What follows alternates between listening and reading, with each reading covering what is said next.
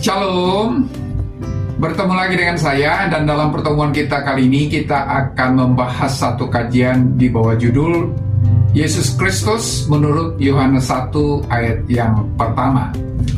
Saudara, dalam Yohanes pasal 1 ayat 1 berkata, pada mulanya adalah firman. Firman itu bersama-sama dengan Allah, dan firman itu adalah Allah. Saudara, frasa pada mulanya atau dalam bahasa Yunani adalah enarche, di mana kata itu tidak memakai artikel. Dalam bahasa Yunani, satu kata benda tanpa artikel menunjukkan bahwa kata benda itu tak tentu. Hal ini menunjukkan bahwa arche sebagai kata benda tanpa artikel menunjukkan bahwa pada mulanya itu tidak tentu. Jadi tidak ada suatu titik tertentu sebagai permulaan dari firman atau logos itu. Akal manusia tak mungkin meraih alam itu di kekekalan masa lampau. Logos atau firman ini ternyata lebih tua dari dunia ini, tetapi juga tidak berpangkal. Saudara, kata kerja adalah berasal dari kata en dalam bentuk imperfect yang menunjukkan aksi yang sedang berlangsung atau berkelanjutan di masa lampau. Ini menunjukkan keberadaan di masa lampau tetapi tidak berhenti pada suatu titik. Hal ini merupakan eksistensi yang terus berlangsung. Jadi eksistensi logos atau firman itu bukan saja tak ada titik mulanya, tetapi juga tak ada titik akhirnya.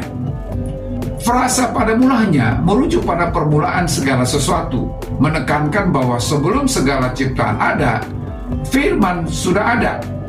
Pada mulanya mengingatkan kita pada Kejadian pasal 1 ayat 1 yang juga dimulai dengan frasa pada mulanya. Ini menunjukkan bahwa Yohanes menghubungkan firman dengan tindakan penciptaan Allah. Dalam kitab Kejadian, Allah menciptakan alam semesta melalui firman-Nya.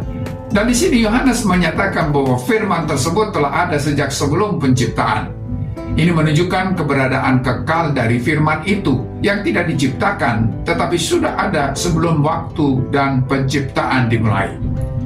Saudara, Yohanes menempatkan firman pada tataran kosmik, menekankan bahwa firman ada sebelum segala sesuatu dan terlibat dalam segala ciptaan. Hal ini menunjukkan sifat kekal dan transendensi firman atau logos itu. Saudara, firman atau logos memiliki sejarah panjang dalam filsafat Yunani dan teologi Yahudi. Dalam filsafat Yunani, logos dapat merujuk pada prinsip rasional yang mengatur alam semesta. Dalam filsafat Stoik, logos dianggap sebagai kekuatan ilahi yang mengatur kosmos. Di sisi lain, dalam teologi Yahudi, logos merujuk pada firman Allah yang berkuasa dalam penciptaan. Misalnya kita dapat temui dalam Mazmur 33 ayat yang ke-6 yang berkata, oleh firman Tuhan, langit telah dijadikan. Namun, Yohanes memberikan arti yang lebih spesifik. Logos bukan hanya kekuatan abstrak, tetapi pribadi yang nyata yang diidentifikasi dengan Yesus Kristus. Dalam Yohanes pasal 1 ayat yang ke-14 berkata, firman itu telah menjadi manusia dan diam di antara kita. Firman ini bukan hanya sarana penciptaan, tetapi juga pernyataan Allah yang sepenuhnya yang mewujudkan diri dalam inkarnasi. Saudara, frasa bersama dengan Allah, di mana kata bersama dalam bahasa Yunani dipakai kata pros, memiliki arti secara harfiah berhadap-hadapan atau muka dengan muka atau muka tatap muka. Hal ini menunjukkan adanya persatuan antara kedua pribadi itu dan bukannya sekedar persahabatan. Tetapi theos dan logos di sini memakai artikel.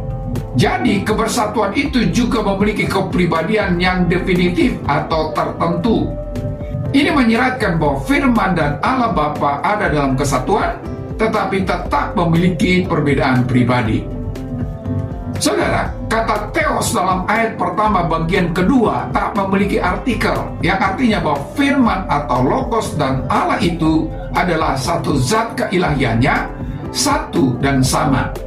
Firman itu Allah adanya.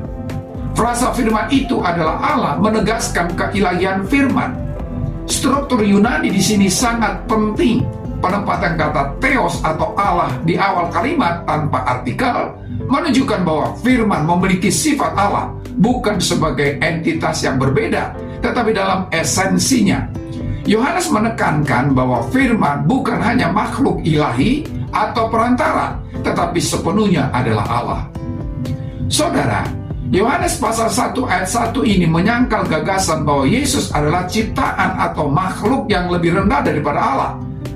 Sebaliknya, Yohanes secara tegas menyatakan bahwa firman atau Yesus adalah Allah yang sama dalam hal esensi dan substansi dengan Allah Bapa, meskipun berbeda dalam pribadinya.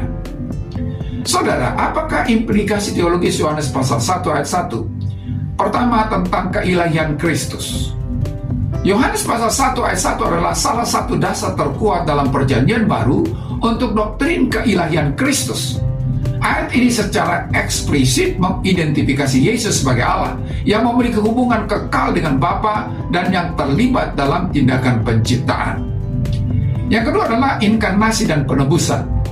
Dengan memulai Injilnya dengan klaim bahwa Yesus adalah firman yang kekal dan ilahi, Yohanes menyiapkan panggung untuk tema utama lainnya dalam Injilnya, yaitu inkarnasi dan penebusan yang dilakukan oleh Yesus sebagai Allah yang menjadi manusia.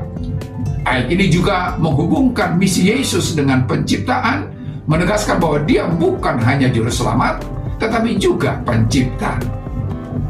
Saudara, Yohanes pasal 1 ayat 1 adalah pernyataan yang mendalam tentang keilahian dan kekekalan Yesus Kristus Sang Firman. Yohanes dengan jelas mengidentifikasi Yesus sebagai firman ilahi yang telah ada sejak kekekalan, yang bersama-sama dengan Allah dan yang adalah Allah. Ayat ini menetapkan landasan teologis bagi Injil Yohanes dan bagi pemahaman Kristen tentang siapa Yesus itu, yaitu Allah yang sejati, pencipta alam semesta, dan penyelamat manusia. Sampai di sini pertemuan kita kali ini, dan kita akan lanjutkan di lain kesempatan. Terima kasih dan Shalom.